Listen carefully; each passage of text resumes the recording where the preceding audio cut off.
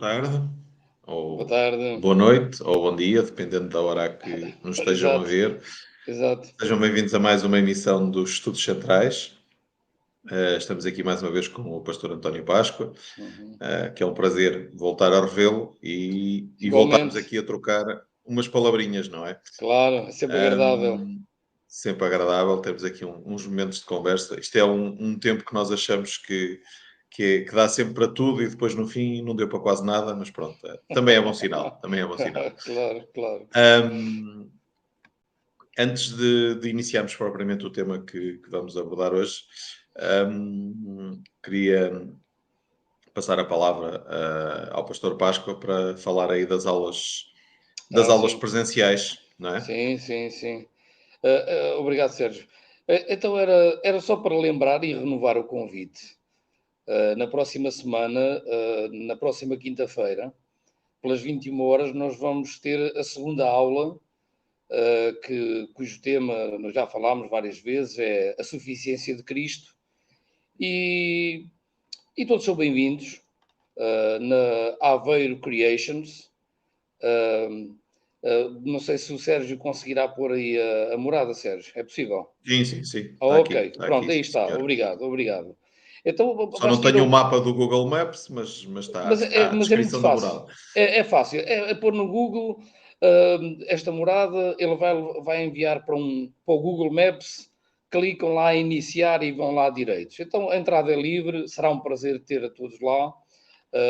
Pronto, vos esperamos lá Muito então na bem, quinta-feira. Sérgio, vamos muito lá. bem, muito bem, muito bem. Sim, senhor, então vamos lá. Hoje vamos tratar aqui de um tema, mais um tema dos Evangelhos, não é? Do Evangelho de Lucas. Uhum. O título que o pastor Páscoa deu a esta emissão é Para que a minha casa se encha, e é baseado em Lucas, no capítulo 14, versículos 16 a 23, que fala sobre a grande ceia. Exatamente. Penso que será, pelo menos do conhecimento das pessoas que têm alguma familiaridade com a Bíblia, nomeadamente com os Evangelhos. Um, mas para aqueles que não têm essa familiaridade ainda, aconselho a lerem. Aliás, hoje em dia nem é preciso livros, isto no telemóvel, no Claro. computador, uma pesquisa super rápida com Lucas 14, 16, 23 aparece logo e dá para ler em várias versões, Exatamente. vários tipos de português e noutras línguas, portanto está super acessível. Tudo facilitado. Um, Nesse aspecto está facilitado muito facilitado, felizmente. Exatamente. Um, E eu gostaria de começar por, se calhar, darmos aqui um enquadramento muito breve sobre, para quem não está tão familiarizado com o tema, Sim, sim. sobre o que é que, pronto, o contexto Uhum. deste texto, passa aqui um Sim, bocadinho a sim, redundância, sim. Sim. e pronto, qual era o enquadramento, para quem é que Jesus estaria a falar, etc. Sim, de uma forma muito breve, se nos pudesse dar esse Uhum. contexto, era ótimo. Sim, sim. Ah, olha, à semelhança de outras vezes, hum, Jesus, o discurso que ele tinha, fosse em parábolas, metáforas, qualquer tipo de linguagem que ele utilizasse, ele tinha sempre uma mensagem objetiva para dar. E o público de Jesus resumia-se essencialmente a três grupos: a comunidade religiosa, os fariseus, os saduceus, os escribas, e há também a comunidade dos essénios, que curiosamente os evangelhos não falam neles, mas sabe-se que eles existiram. Havia a população em geral, que a maioria vivia na ignorância, na pobreza, flagelada pela doença, e existiam também os chamados os estrangeiros ou os gentios. Uh, então, normalmente o discurso de Jesus centrava-se nestes três grupos. E neste caso em concreto, em Lucas capítulo 14, Jesus está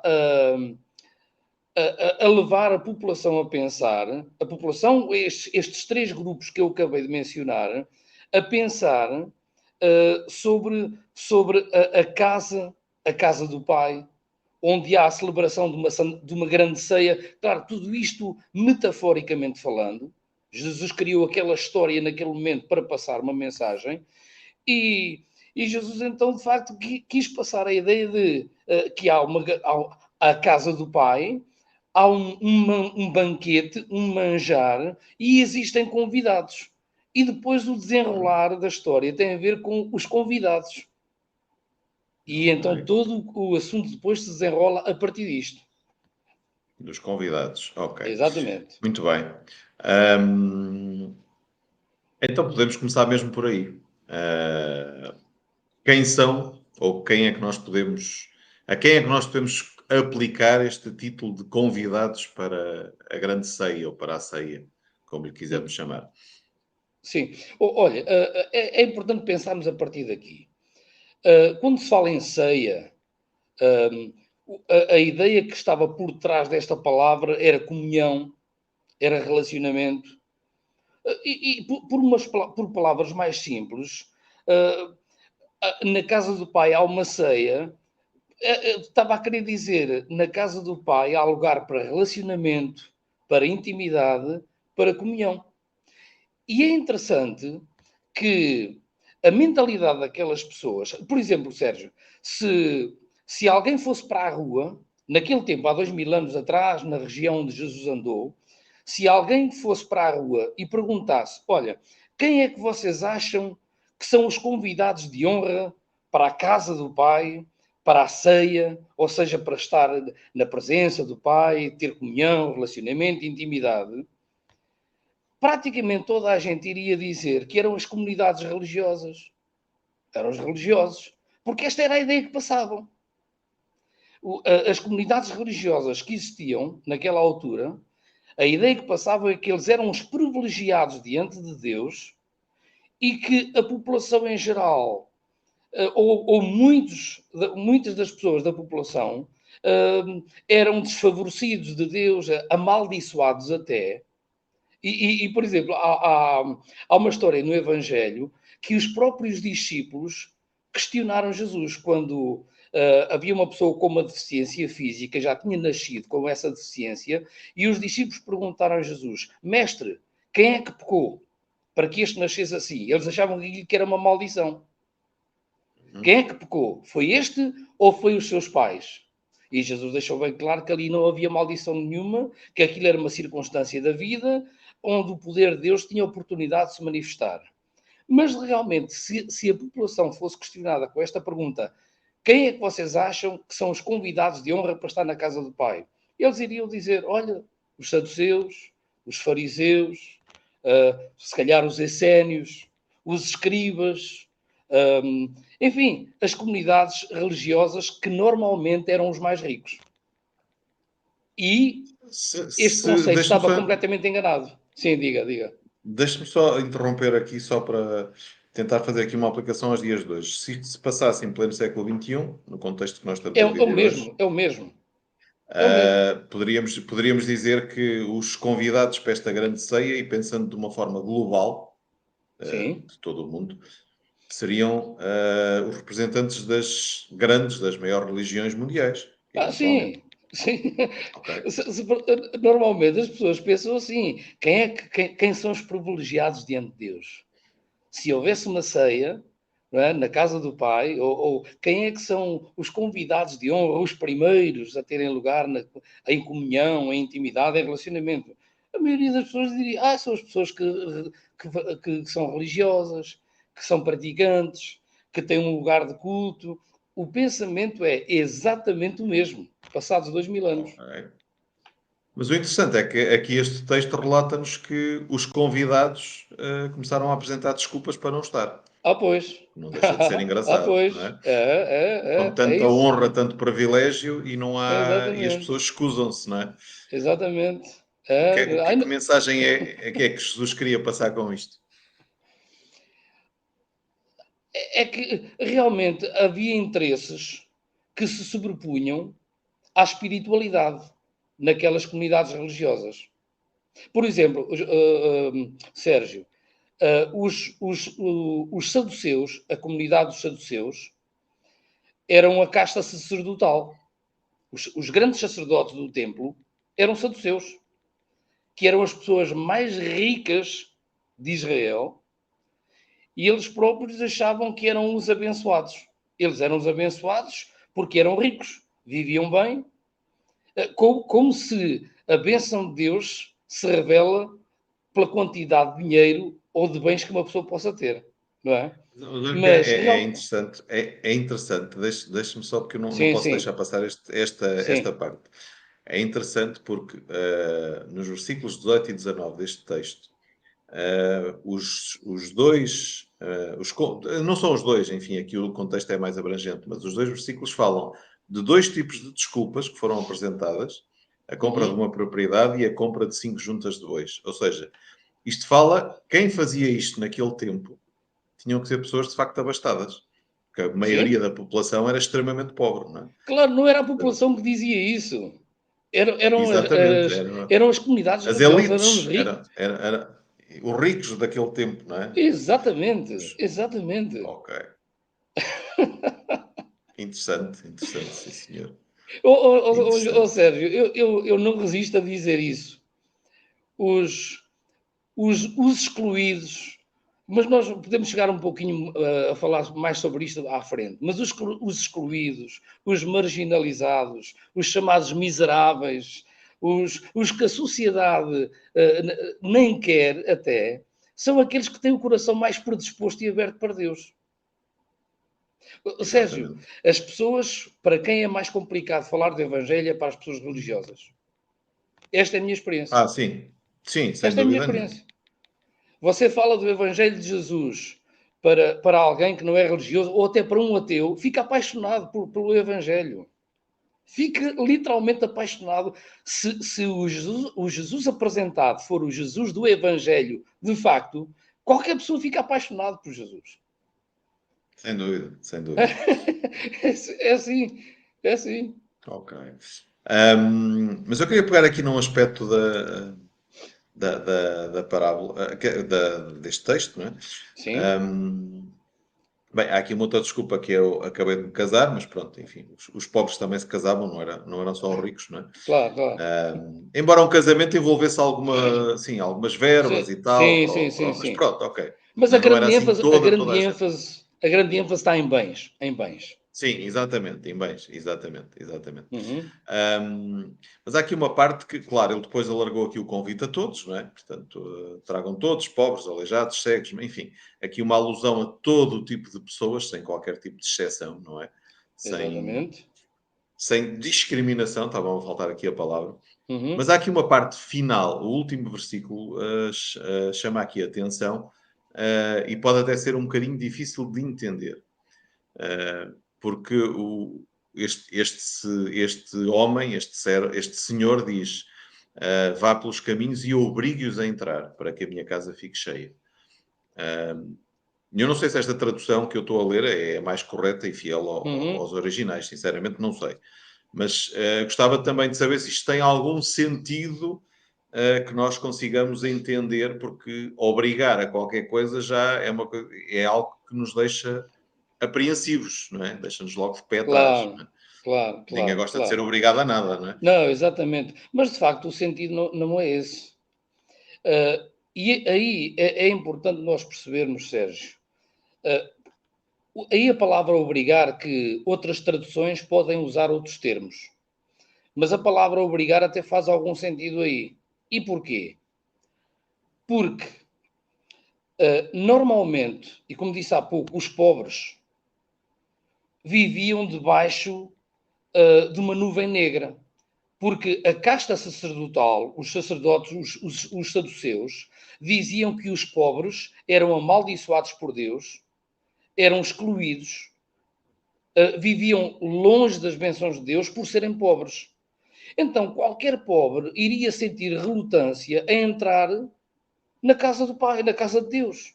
Porquê? Porque ele viveu a vida toda a ouvir que não era digno daquilo. Então ele precisava até de ser convencido: não, não, isto também é para ti. Isto também é para ti. Não é só para os outros. Isto também é para ti. Um, e muitas das doenças também eram consideradas maldições, resultado das pessoas estarem afastadas de Deus. Aliás, não sei se quem nos vai ouvir terá conhecimento disto, mas pessoas com deficiências físicas não eram bem-vindas no templo em Jerusalém. É por isso que o homem que estava à porta do templo, quando Pedro e João foram lá orar, estava um homem com limitações físicas a pedir, estava à porta. Que até Pedro disse: não tenho prata nem ouro, mas o que tenho isto dou. Em nome de Jesus, levanta-te e anda. Depois que o homem foi curado, ele foi visto dentro do templo a saltar e a louvar a Deus. Porque as pessoas com deficiências físicas não eram bem-vindas no templo em Jerusalém. Então, era muito difícil um pobre, um doente, alguém que tivesse uma deficiência física, sentir-se à vontade para ir para a casa de Deus, para a casa do Pai, sentir-se à vontade na presença do Pai. Daí fazer sentido essa expressão, obriguem-nos a entrar e insistam.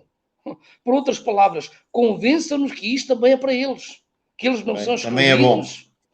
Também é bom Exatamente. para eles, não é?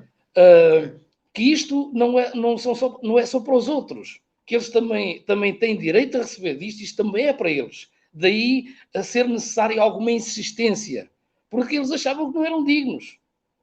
Percebe? Numa aplicabilidade prática para os nossos dias, o que é que nós podemos dizer sobre este texto? Olha, Assim, Sérgio, eu ao longo da minha vida, eu ouvi tantas pessoas a dizerem: oh, Páscoa, pastor Páscoa, conforme a liberdade que as pessoas tinham de falar comigo, dizia: olha, eu não sou digno do favor de Deus. Olha, a minha vida é uma tragédia. Eu só cometi erros na vida. E algumas pessoas até abriram o coração comigo e disseram coisas até de facto bastante graves, e achavam que não eram dignos. E outras pessoas, mesmo sem nunca terem feito nada de grave, de errado na vida, simplesmente, não sei, ou tinha a ver com falta de autoestima, a autoestima muito em baixo, falta de amor próprio, achavam-se indignos de tudo, achavam-se que não eram dignos de receber nada de bom nesta vida. E esta mensagem é para essas pessoas. Quer os que têm autoestima em baixa, falta de amor próprio, que acham que são os miseráveis, que vieram ao mundo só para sofrer. Isto é para eles. A casa do Pai é para toda a gente. Mesmo para quem cometeu erros muito graves ao longo da vida, que, que até carregam um sentimento de culpa muito grande e acham que Deus nunca perdoará. Já foi colocada esta pergunta: será que Deus consegue perdoar-me? Será que Deus consegue perdoar-me? Claro que consegue. Se Jesus libertou perdão no momento em que os soldados romanos o mataram, quando disse: Pai, perdoa-os porque eles não sabem o que fazem, então nos nossos dias o convite para a casa do Pai. E, ou seja, é importante, se calhar, frisar este ponto. Casa do Pai não é um edifício. Não se está a eu ia referir a um... falar disso. É? Eu ia falar disso agora. Então pronto. Eu ia falar disso agora. Então vamos avançar para aí. Mas a mensagem de Jesus, o convite ainda é para aqueles que se sentem excluídos hoje, para os marginalizados de hoje. Os braços de Deus estão abertos para toda a gente. Eu ia abordar esse tema, não, vá lá, no sentido, que também podemos falar do sentido físico da casa, do edifício.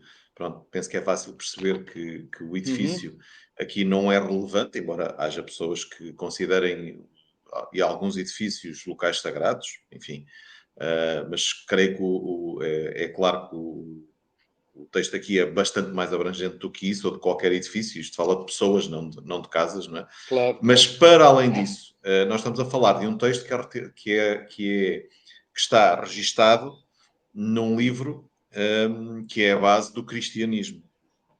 E a pergunta óbvia é: isto é para os cristãos? É para os não cristãos? É para todos? É para os que frequentam ou que professam algum tipo de fé? Porque a verdade é que há pessoas dentro do cristianismo, e nós sabemos isto, que defendem que todo este conjunto de benesses, de bênçãos que Jesus, vamos dizer assim, numa linguagem muito simples e desvirtuada, mas aquilo que Jesus conquistou para as pessoas tem que ser aceito obrigatoriamente por cada uma das pessoas para poder ter acesso a esses privilégios, vamos dizer assim. E eu gostava também que nos esclarecesse sobre isso. Olha, as bênçãos de Deus são para toda a gente. É bom que as pessoas conheçam as bênçãos de Deus e que as aceitem. Mas eu não acredito que as bênçãos de Deus estão condicionadas ao conhecimento por parte das pessoas. Porque senão, como você disse muito bem numas emissões atrás, viramos cristãos gnósticos. Exatamente. Então a salvação torna-se por conhecimento e não pela cruz. Então, qualquer pessoa, seja ela religiosa, não religiosa, tem acesso às bênçãos de Deus. Eu gosto muito de um texto que no Novo Testamento diz que Deus estava em Cristo, reconciliando consigo o mundo inteiro, o mundo todo. Exatamente. Então a presença do Pai, ou esta casa do Pai, é a casa de toda a gente, seja religiosa ou não. Eu acredito, Sérgio, que muitos ateus, vivem na casa do Pai. São pessoas pragmáticas, pessoas com uma mente muito racional, que não conseguem acreditar naquilo que não veem. A mente deles funciona assim. Não são ateus por maldade, por rejeição, simplesmente porque têm dificuldade em acreditar naquilo que não veem. Qual é o problema? Essas pessoas foram reconciliadas com Deus em Cristo. Então, eu acredito que este convite é para toda a gente, esta casa do Pai, esta presença do Pai, está acessível e é o lugar de toda a gente. Inclusive, eu acho que a presença de Deus é o melhor sítio para os pecadores estarem. Sem dúvida. Isso não há qualquer tipo de dúvida. Já agora deixe-me. Estava a colocar aqui precisamente esse texto que frisou, que está portanto, está em 2 aos Coríntios, portanto, Sim, uma das muitas cartas de Paulo aos Coríntios, capítulo 5, exatamente. versículo 19, e ele refere precisamente isto. Um, Ou Deixe-me seja, colocar Sérgio, aqui. Diga, deixa-me só diga. frisar isto muito rápido. Paulo Sim, é claro nisto. Deus estava em Cristo a reconciliar. Foi Deus quem nos reconciliou, não fomos nós que nos reconciliámos com Deus. Foi Deus, na entrega de Jesus, que nos reconciliou a todos com Ele. Quer eu conheça, quer não conheça. Eu já nasci reconciliado com Deus. Agora, e as pessoas nasceram reconciliadas com Deus, nasceram debaixo da graça, debaixo da cobertura da cruz. As pessoas precisam é de saber isto para desfrutarem da plenitude daquilo que Jesus conquistou por nós. Diga, avance. é interessante o versículo dizer, não levando em conta as transgressões dos seres humanos, nessa Exatamente. tradução que eu estou aqui Olha, a ainda usar. bem para nós, ainda bem para nós. Exatamente. Deixa-me só introduzir aqui um tema que é um tema desta semana, é um tema muito atual, que eu acho que faz sentido dentro desta, Sim, desta temática e também para nos ajudar. Foi uma dúvida que me foi colocada também e que eu gostava também de ouvir a sua opinião. E tem a ver sim. com o avivamento de Asbury. Portanto, Asbury é uma cidade no Iowa, nos Estados Unidos, uma Uhum, universidade de pendor evangélico, portanto, uma universidade e uma escola evangélica, não é? sim, Assim como cá temos bastantes escolas católicas, portanto, lá nos Estados Unidos claro. é normal haver muitas escolas evangélicas. Pelo que eu estive a ver, pelas notícias que eu acompanhei, ontem ainda vi um bocadinho que ainda aparecia a emissão online.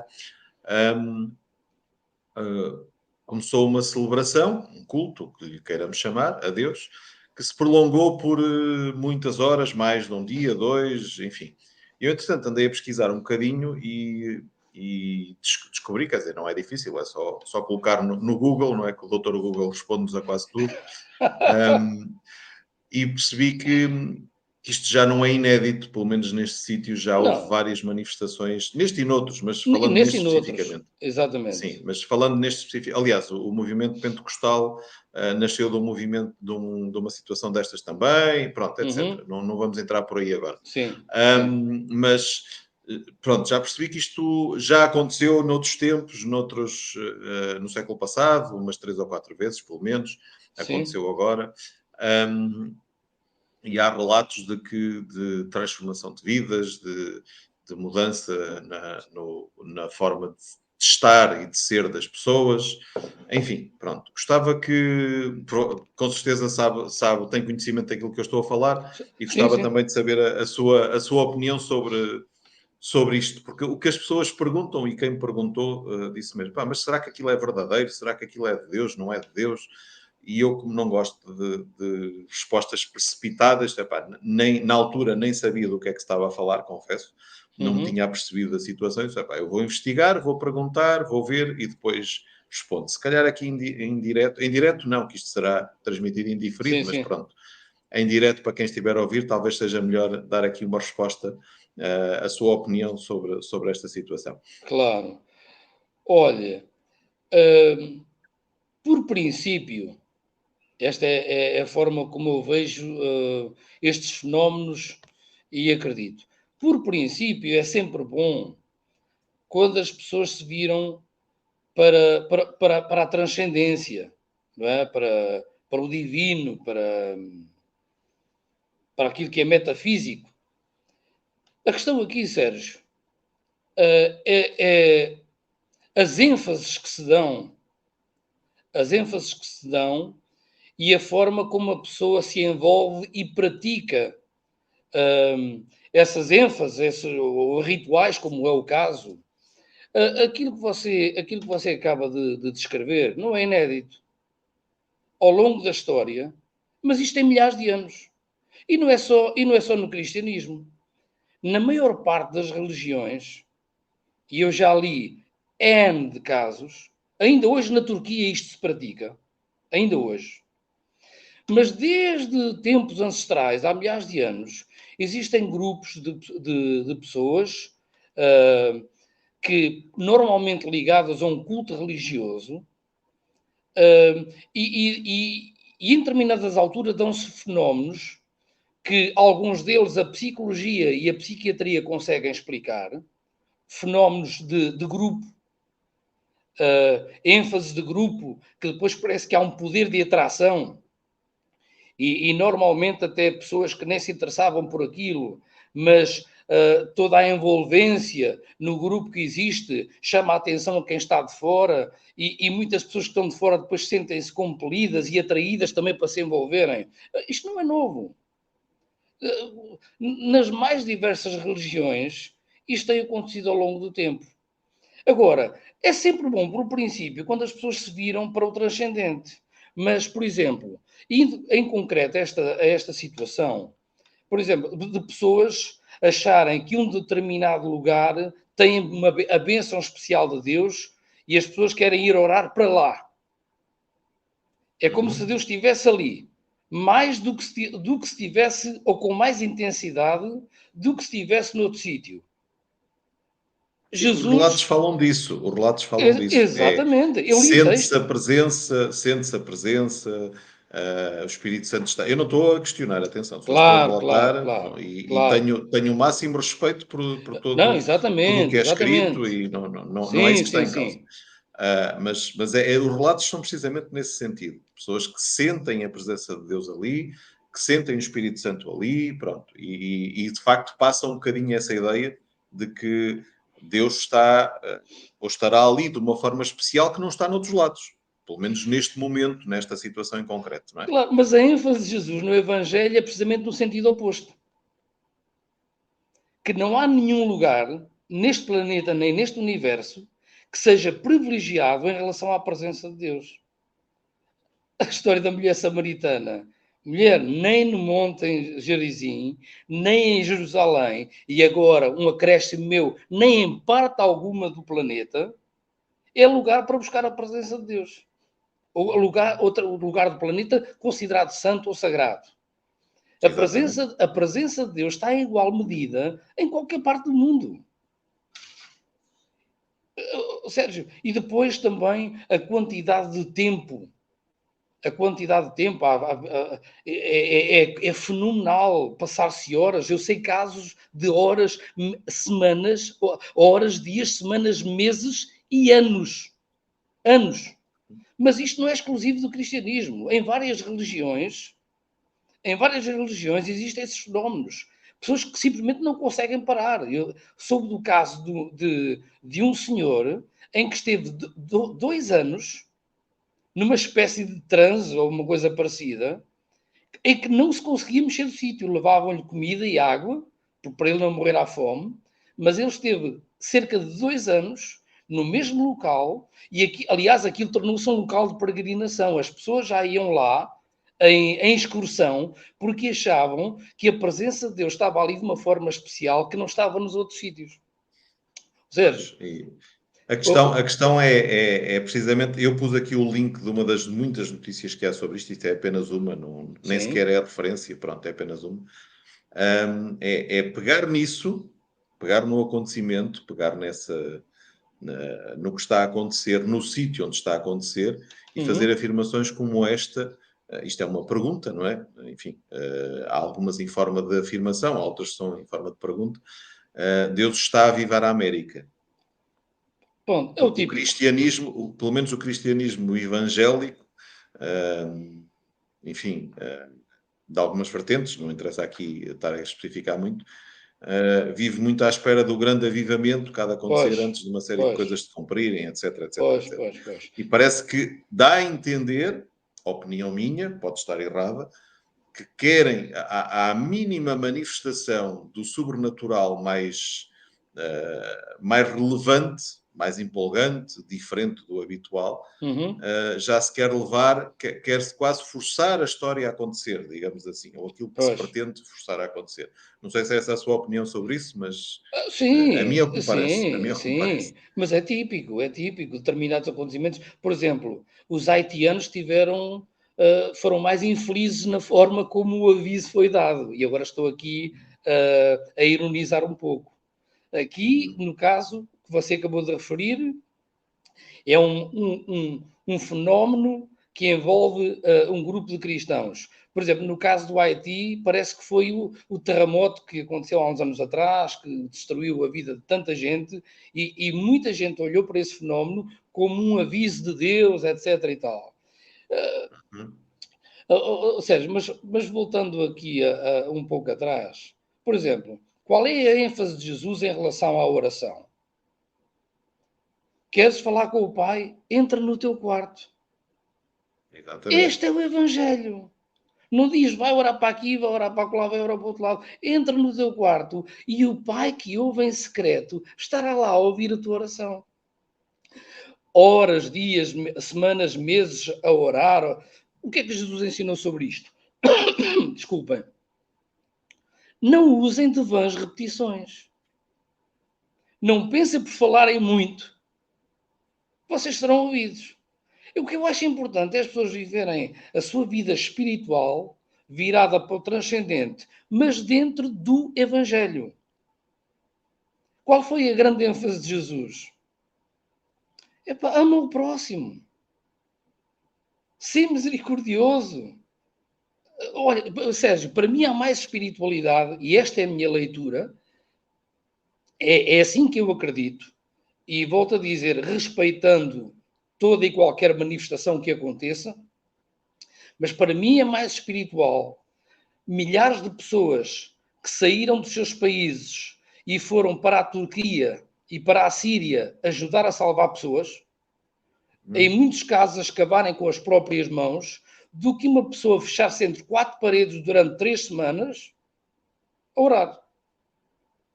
Respeitando quem pensa de forma diferente, a forma como eu vejo o Evangelho é assim. Porque foi esta, de facto, a ênfase que Jesus deu. O, o, Sim, o, diga. o- eu estou absolutamente de acordo com a sua opinião e acho que há bocado, quando disse que as pessoas devem viver a espiritualidade de uma forma saudável, vamos dizer assim, vamos resumir assim, eu diria até equilibrada. Porque acho Exatamente. que por vezes, as pessoas querem ser. E não estou a criticar, atenção. Não, claro, nós não estamos aqui As a pessoas quando criticar fazem ninguém. isto, exato, não, as pessoas podem pensar de outra maneira. As pessoas quando fazem isto, fazem de forma sincera. Eu estou a partir do princípio que quando se faz isto, Sim, faz sim, na sim, sua claro, claro, sinceridade. claro. Mas as pessoas às vezes querem agradar tanto a Deus, estar tão próximas de Deus, através dos seus atos, que se calhar passam um bocadinho o equilíbrio razoável. Ah, Sim, Se uma pessoa tiver fome, eu acho que é mais. Eu acho que isto até é do senso comum, isto nem tem nada a ver com lógico. cristianismo nem com religião. É mais estou a ser mais porta-voz do amor de Deus se der de comer à pessoa do que se for orar por ela. Acho eu. Óbvio, Mas pronto. óbvio. É a minha I- im- opinião. É a minha opinião. Imagina alguém vir aqui à minha casa ou ligar para mim. Páscoa, epá, não tem. Olha, ainda há poucos dias me ligaram a dizer que não tinham que comer. Pronto, alguém que lhe dei liberdade para me ligar quando isso acontecesse. Imagina, a pessoa ligava-me e olha, está bem, eu vou orar por ti. Pois. Desde quando é que as orações enchem barrigas? Mas lá está, Sérgio.